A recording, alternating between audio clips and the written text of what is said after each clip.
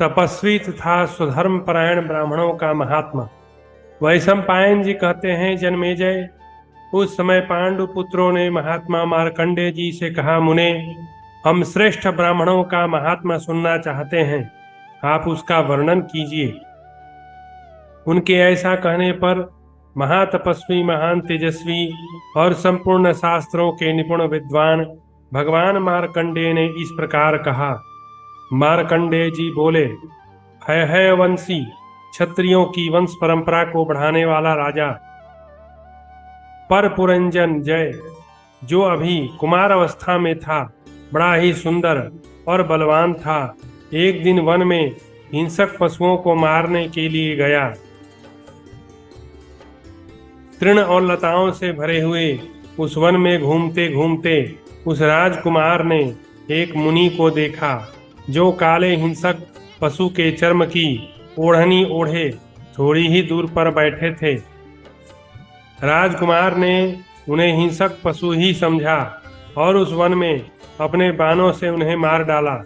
अज्ञानवश वह पाप कर्म करके वह राजकुमार व्यथित हो शोक से मूर्छित हो गया। तत्पश्चात होश में आकर सुविख्यात है वंशी राजाओं के पास गया। वहां पृथ्वी का पालन करने वाले उस कमल नयन राजकुमार ने उन सब के सामने इस दुर्घटना का यथावत समाचार कहा। तात, फल मूल का आहार करने वाले एक मुनि की हिंसा हो गई है। यह सुनकर और देखकर वे सभी क्षत्रिय मन ही मन बहुत दुखी हुए। फिर वे सब के सब जहां तहां यह पता लगाते हुए कि मुनि किसके पुत्र हैं, शीघ्र ही कश्यप नंदन अरिष्टनेमि के आश्रम पर गए। वहां नियम पूर्वक उत्तम व्रत का पालन करने वाले उन महात्मा मुनि को प्रणाम करके वे सब खड़े हो गए। तब मुनि ने उनके लिए अर्घ आदि पूजन सामग्री अर्पित की। यह देखकर उन्होंने उन महात्मा से कहा, मुने, हम अपने दूषित कर्म के कारण आपसे सत्कार पाने योग्य नहीं रह गए। हमसे एक ब्राह्मण की हत्या हो गई है। यह सुनकर उन ब्रह्मर्षि ने कहा, आप लोगों से ब्राह्मण की हत्या कैसे हुई और वह मरा हुआ ब्राह्मण कहाँ है, बताइए। फिर सब लोग एक साथ मेरी तपस्या का बल देखिए। उनके इस प्रकार पूछने पर क्षत्रियों ने मुनि के वध का सारा समाचार उनसे ठीक ठीक कह सुनाया और उन्हें साथ लेकर सभी उस स्थान पर आए जहां मुनि की हत्या हुई थी, किंतु उन्होंने वहां मरे हुए मुनि की लाश नहीं देखी। फिर तो वे लज्जित होकर इधर उधर उसकी खोज करने लगे। स्वप्न की भांति उनकी चेतना लुप्त सी हो गई। तब मुनिवर अरिष्टनेमि ने उनसे कहा, पर पुरंजय, तुम लोगों ने जिसे मार डाला था वह यही ब्राह्मण तो नहीं है। राजाओं, यह मेरा तपोबल संपन्न पुत्र है। राजन, उन महर्षि को जीवित हुआ देख वे सभी क्षत्रिय बड़े विस्मित हुए। कहने लगे, यह तो बड़े आश्चर्य की बात है। ये मरे हुए मुनि यहाँ कैसे लाए गए और किस प्रकार इन्हें जीवन मिला? क्या यह तपस्या ही शक्ति है जिससे फिर ये जीवित हो गए? ब्राह्मण, हम यह सब रहस्य सुनना चाहते हैं। यदि सुनने योग्य हो तो कहिए। तब महर्षि ने उन क्षत्रियों से कहा, राजाओं, हम लोगों पर मृत्यु का वश नहीं चलता। इसका क्या कारण है, यह मैं तर्क और युक्ति के साथ संक्षेप से बता रहा हूँ। श्रेष्ठ निरपतिगण, हम लोगों पर मृत्यु का प्रभाव क्यों नहीं पड़ता, यह बताते हैं। सुनिए, हम शुद्ध आचार विचार से रहते हैं, आलस्य से रहित हैं, प्रतिदिन संध्योपासन के परायण रहते हैं, शुद्ध अन्न खाते हैं, शुद्ध रीति से न्याय पूर्वक धनोपार्जन करते हैं। यही नहीं, हम लोग सदा ब्रह्मचर्य व्रत के पालन में लगे रहते हैं। हम लोग केवल सत्य को जानते हैं, कभी झूठ में मन नहीं लगाते, सदा अपने धर्म का पालन करते रहते हैं। इसलिए हमें मृत्यु से भय नहीं है। ब्राह्मणों के जो शुभ कर्म हैं उन्हीं की हम चर्चा करते हैं। उनके दोषों का बखान नहीं करते, इसलिए हमें मृत्यु से भय नहीं है। हम अतिथियों को अन्न और जल से तृप्त करते हैं। हमारे ऊपर जिनके भरण पोषण का भार है उन्हें हम पूरा भोजन देते हैं, और उन्हें भोजन कराने से बचा हुआ अन्न हम स्वयं भोजन करते हैं। अतः हमें मृत्यु से भय नहीं है। हम सदा समदम, क्षमा, तीर्थ सेवन, दान में तत्पर रहने वाले हैं तथा पवित्र देश में निवास करते हैं, इसलिए भी हमें मृत्यु से भय नहीं है। इतना ही नहीं, हम लोग तेजस्वी पुरुषों के देश में निवास करते हैं, अर्थात सत्पुरुषों के समीप रहा करते हैं। इस कारण से भी हमें मृत्यु से भय नहीं होता। ईर्ष्या रहित राजाओं, ये सब बातें मैंने तुम्हें संक्षेप में सुनाई। अब तुम सब लोग एक साथ यहाँ से जाओ। तुम्हें ब्रह्म हत्या के पाप से भय नहीं रहा। भरत श्रेष्ठ, यह सुनकर उन है वंशी क्षत्रियों ने एवं अस्तु कहकर महामुनि अरिष्टनेमि का सम्मान एवं पूजन किया और प्रसन्न होकर अपने स्थान को चले गए। ब्राह्मण की महिमा के विषय में अत्रि मुनि तथा राजा पृथु की प्रशंसा। मार्कंडेय जी कहते हैं, राजन, ब्राह्मणों का और भी महात्मा मुझसे सुनो। पूर्व काल में वेन के पुत्र राजर्षि पृथु ने, जो यहाँ वैन्य के नाम से प्रसिद्ध थे, किसी समय अश्वमेध यज्ञ की दीक्षा ली। उन दिनों अत्रि ने धन मांगने की इच्छा से उनके पास जाने का विचार किया। यह बात हमारे सुनने में आई है, परंतु ऐसा करने से उनको अपना धर्मात्मापन प्रकट करना पड़ता, इसलिए फिर उन्होंने धन के लिए अनुरोध नहीं किया।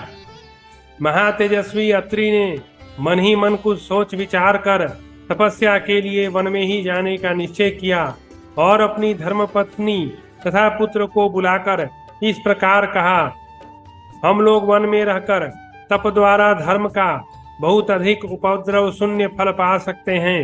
अतः शीघ्र वन में चलने का विचार तुम सब लोगों को रुचिकर होना चाहिए, क्योंकि ग्राम्य जीवन की अपेक्षा वन में रहना अधिक लाभप्रद है।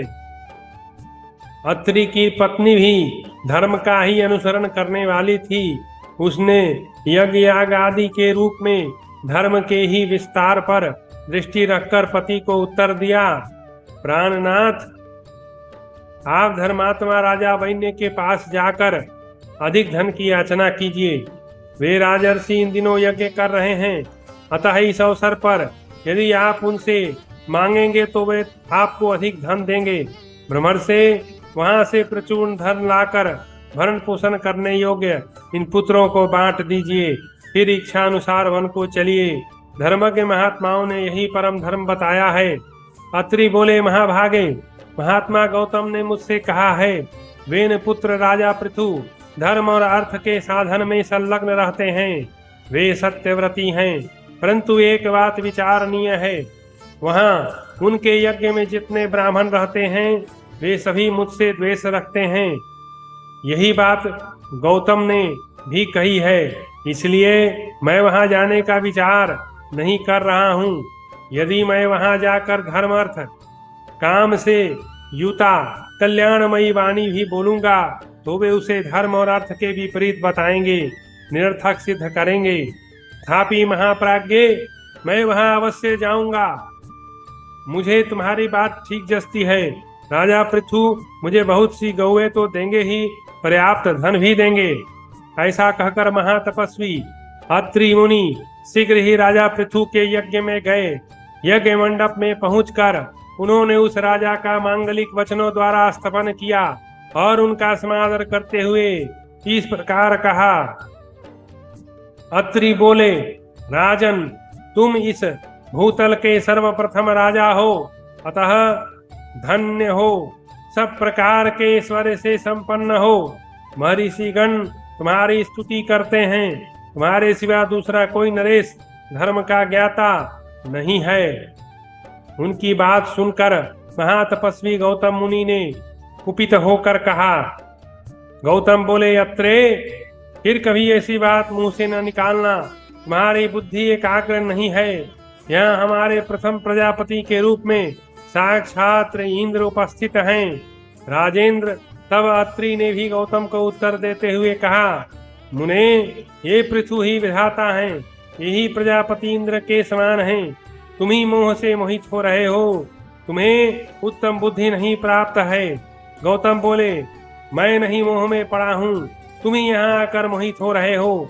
मैं खूब समझता हूँ, तुम राजा से मिलने की इच्छा लेकर ही बड़ी सभा में स्वार्थवश उनकी स्तुति कर रहे हो।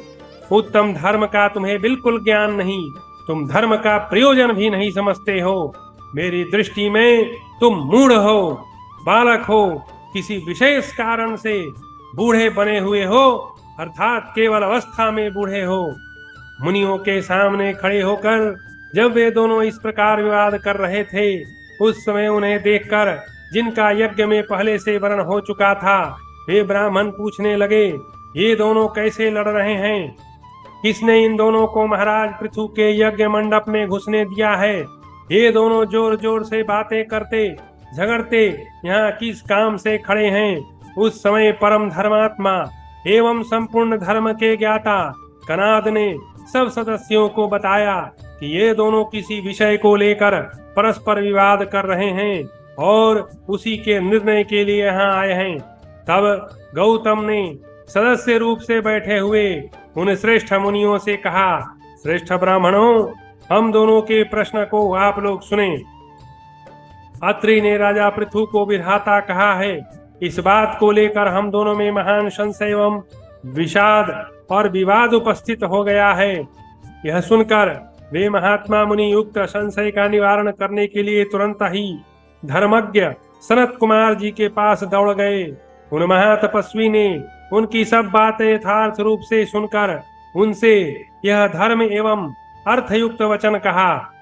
सनत कुमार जी बोले, ब्राह्मण क्षत्रिय से और क्षत्रिय ब्राह्मण से संयुक्त हो जाए तो वे दोनों मिलकर शत्रुओं को उसी प्रकार दग्ध कर डालते हैं जैसे अग्नि और वायु परस्पर सहयोगी होकर कितने ही वनों को भस्म कर डालते हैं।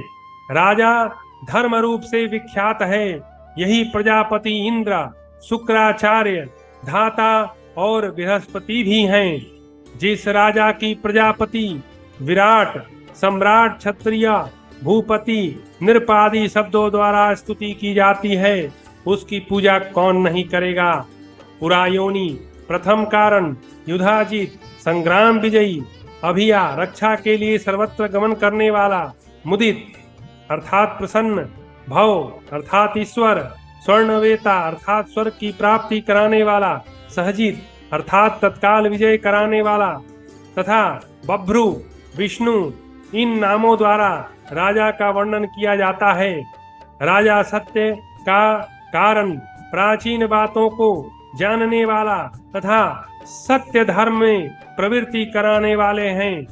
अधर्म से डरे हुए ऋषियों ने अपना ब्रह्म बल भी क्षत्रियों में स्थापित कर दिया था।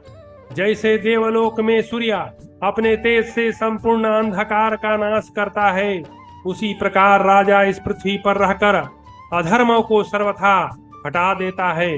अतः शास्त्र प्रमाण पर दृष्टिपात करने से राजा की प्रधानता सूचित होती है। इसलिए जिसने राजा को प्रजापति बताया है, उसी का पक्ष उत्कृष्ट सिद्ध होता है। मार्कंडेय जी कहते हैं, तदनंतर एक पक्ष की उत्कृष्टता सिद्ध हो जाने पर महामना राजा पृथु बड़े प्रसन्न हुए और जिन्होंने उनकी पहले स्तुति की थी, उन अत्रि मुनि से इस प्रकार बोले, ब्रह्मर्षे, आपने यहाँ मुझे मनुष्यों में प्रथम, भूपाल, श्रेष्ठ, ज्येष्ठ तथा संपूर्ण देवताओं के समान बताया है। इसलिए मैं आपको प्रचुर मात्रा में नाना प्रकार के रत्न और धन दूंगा। सुंदर वस्त्राभूषणों से विभूषित सहस्रों युवती दासियां अर्पित करूंगा तथा 10 करोड़ स्वर्ण मुद्रा, 10 भार सोना भी दूंगा। विपर से ये सब वस्तुएं आपको अभी दे रहा हूँ।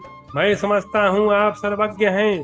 तब महान तपस्वी और तेजस्वी अत्रि मुनि राजा से समादृत हो न्याय पूर्वक मिले हुए उस संपूर्ण धन को लेकर अपने घर को चले गए।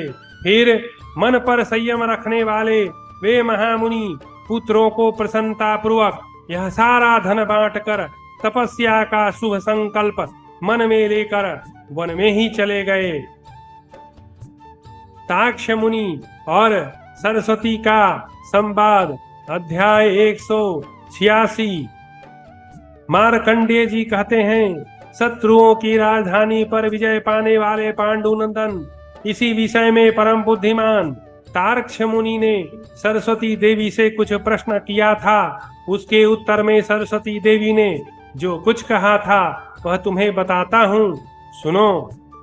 तार्क्ष ने पूछा, भद्रे, इस संसार में मनुष्य का कल्याण करने वाली वस्तु क्या है? किस प्रकार आचरण करने वाला पुरुष अपने धर्म से भ्रष्ट नहीं होता? सर्वांग सुंदरी सरस्वती देवी, तुम मुझसे इसका वर्णन करो, मैं तुम्हारी आज्ञा का पालन करूंगा। मुझे विश्वास है कि तुमसे उपदेश ग्रहण करके मैं अपने धर्म से गिर नहीं सकता। मैं कैसे और किस समय अग्नि में हवन अथवा उसका पूजन करूं? क्या करने से धर्म का नाश नहीं होता है?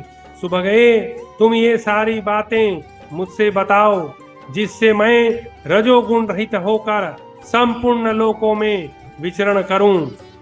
मार्कंडेय जी कहते हैं, राजन, उनके इस प्रकार प्रेम पूर्वक पूछने पर सरस्वती देवी ने ब्रह्मर्षि तार्क्ष को धर्मात्मा, उत्तम बुद्धि से युक्त एवं श्रवण के लिए उत्सुक देखकर उनसे यह हितकर वचन कहा। सरस्वती देवी बोली, मुने, जो प्रमाद छोड़कर पवित्र भाव से नित्य स्वाध्याय करता है और अर्ची आदि मार्गों से प्राप्त होने योग्य सगुण ब्रह्म को जान लेता है, वह देवलोक से ऊपर उठकर ब्रह्मलोक में चला जाता है और देवताओं के साथ प्रेम संबंध स्थापित कर लेता है। वहाँ सुंदर, विशाल, शोक रहित, अत्यंत पवित्र था सुंदर पुष्पों से सुशोभित छोटे छोटे सरोवर हैं। उनमें कीचड़ का नाम नहीं, उनमें मछलियां निवास करती हैं। उन सरोवरों में उतरने के लिए मनोहर सीढ़ियां बनी हुई हैं और वे सभी सरोवर सुवर्णमय कमल पुष्पों से आच्छादित रहते हैं। उनके तटों पर पूजनीय पुण्यात्मा पृथक पृथक पुरुष अप्सराओं के साथ सानंद प्रतिष्ठित होते हैं। वे अप्सराएं अत्यंत पवित्र, सुगंध से सुवासित, विविध आभूषणों से विभूषित तथा स्वर्ण की सी कांति वाली कांति से प्रकाशित होती हैं। गोदान करने वाला मनुष्य उत्तम लोक जाता है। छकड़े ढोने वाले बलवान बैलों का दान करने से दाताओं को सूर्य लोक की प्राप्ति होती है। वस्त्र दान से चंद्रलोक और स्वर्ण दान से अमरत्व की प्राप्ति होती है। जो अच्छे रंग हो, सुगमता से दूध दुहा लेती हो, सुंदर बछड़े देने वाली हो, बंधन तुड़ाकर भागने वाली न हो, ऐसी गौ का जो लोग दान करते हैं, वे गौ के शरीर में जितने रोए हों उतने वर्ष तक देवलोक में निवास करते हैं। जो मनुष्य अच्छे स्वभाव वाले, अत्यंत शक्तिशाली, हल खींचने वाले, गाड़ी का बोझ ढोने में समर्थ, बलवान और तरुण अवस्था वाले बैल का दान करता है, वह धेनु दान करने वाले पुरुष से 10 गुने पुण्य लोक प्राप्त करता है। जो कांसे की दोहनी वस्त्र उत्तरकालिक दक्षिणा द्रव्य के साथ कपिला गौ दान करता है, उसकी दी हुई वह गौ उन गुणों के साथ कामधेनु बनकर परलोक में दाता के पास पहुंच जाती है। उस धेनु के शरीर में जितने रोए हैं उतने वर्षों तक दाता गोदान के पुण्य फल का उपभोग करता है। साथ ही वह गो परलोक में दाता के पुत्रों, पौत्रों एवं 7 पीढ़ी तक के समूचे कुल का उद्धार करती है।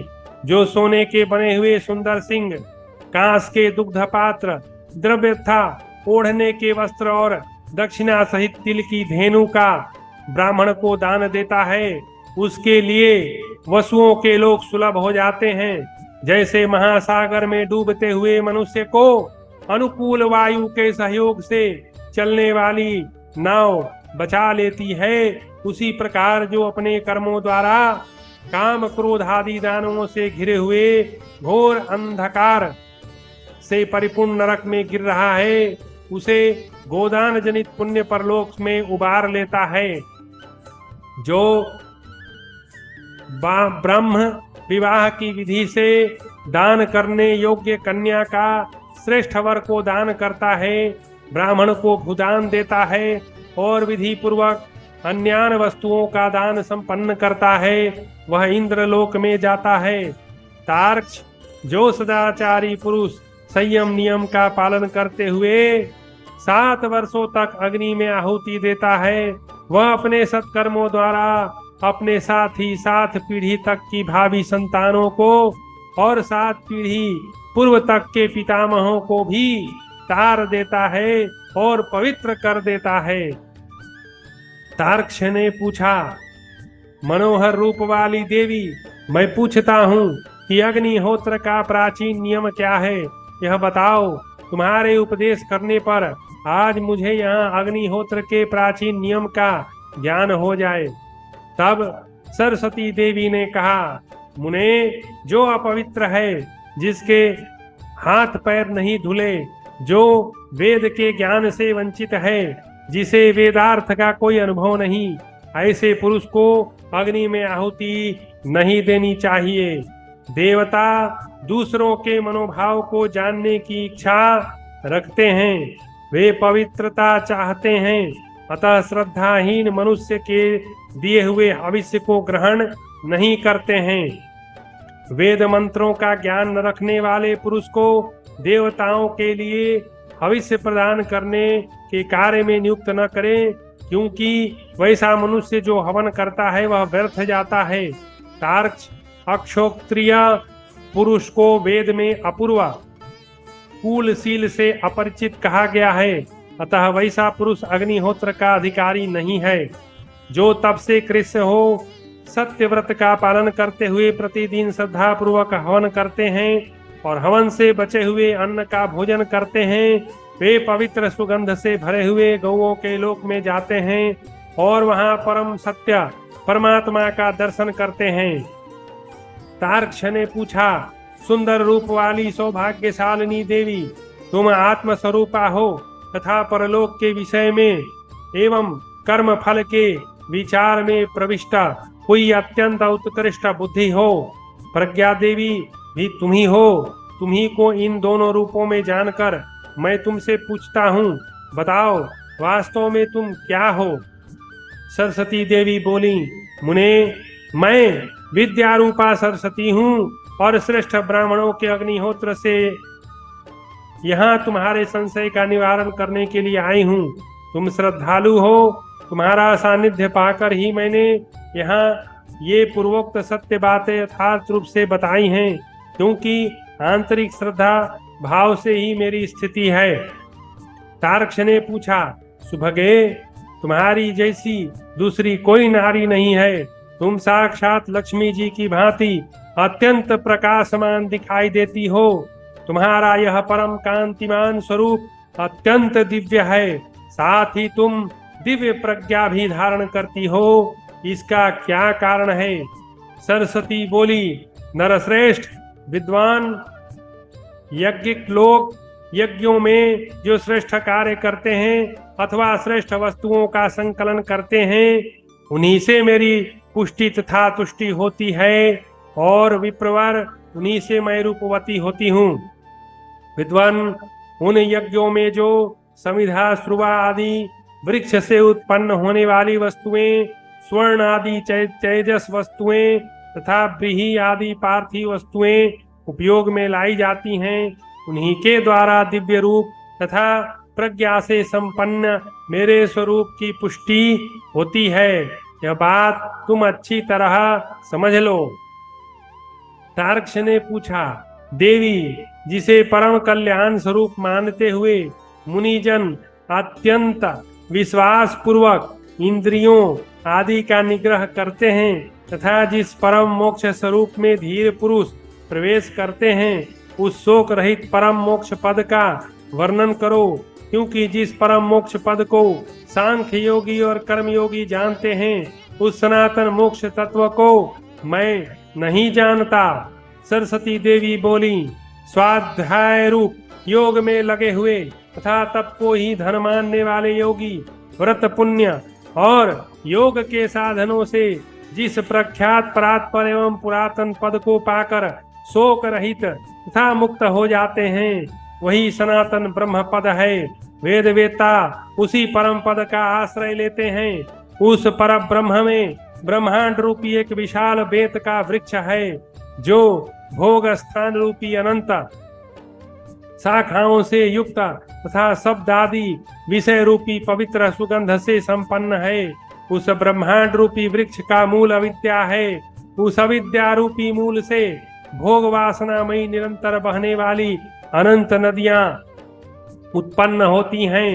वे नदियां ऊपर से तो रमणीय और पवित्र सुवास से युक्त प्रतीत होती हैं तथा मधु के समान मधुर एवं जल के समान तृप्तिकारक विषयों को बहाया करती है, परंतु वास्तव में वे सब भुने हुए जौ के समान फल देने में असमर्थ, कुओं के समान अनेक छिद्रों वाले, हिंसा से मिल सकने वाली अर्थात मांस के समान अपवित्र, सूखे साग के समान सार शून्य और खीर के समान रुचिकर लगने वाली होने पर भी कीचड़ के समान चित्त में मलिनता उत्पन्न करने वाली है, बालू के कणों के समान परस्पर विलग एवं ब्रह्मांड रूपी बेत के वृक्ष की शाखाओं में बहने वाली है। मुने इंद्र, अग्नि और पवन आदि मरुद गणों के साथ देवता लोग जिस ब्रह्म को प्राप्त करने के लिए श्रेष्ठ यज्ञों द्वारा उसका पूजन करते हैं, वह मेरा परम पद है। इस प्रकार श्री महाभारत वन पर्व के अंतर्गत मार्कंडेय पर्व में सरस्वती ताक्ष संवाद विषयक 186वां अध्याय पूरा हुआ।